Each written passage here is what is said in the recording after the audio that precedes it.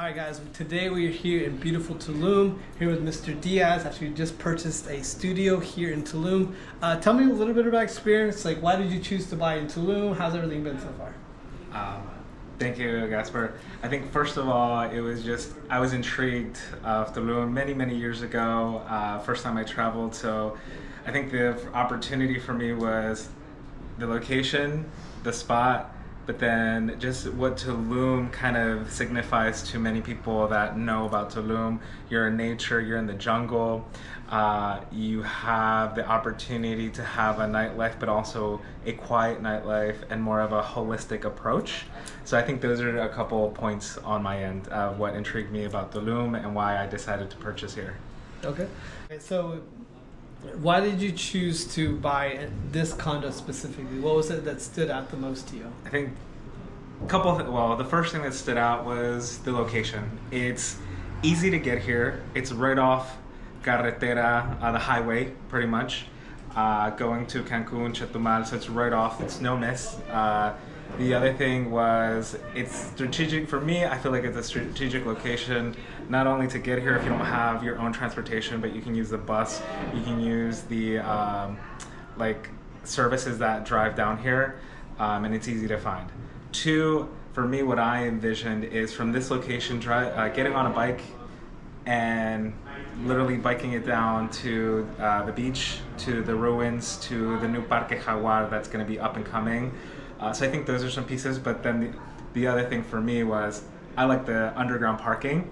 I do have my own transportation when I visit, so I like a place where I don't have to park on the street. I have access to parking and literally. So how's your experience been as far as buying here in Mexico and buying in Tulum specifically? I think thus far, with having some knowledge of purchasing real estate, maybe not necessarily in Mexico, but I would say in my end, I actually have an idea. So for me, it was easier. It was a little bit more transparent because I have a little bit knowledge base. Maybe those are some pieces that for me, it's been a great experience thus far. Okay. And what would you recommend to somebody who's thinking about buying property in Mexico, maybe that doesn't have as much knowledge base or experience as you do?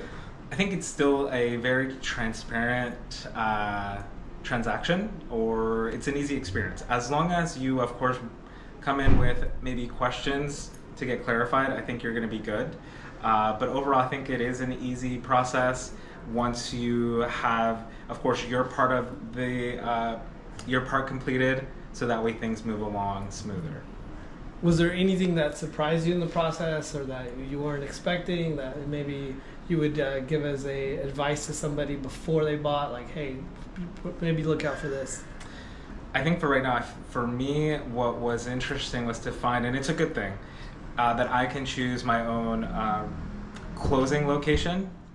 So was there any surprises, something you weren't expecting in the overall process?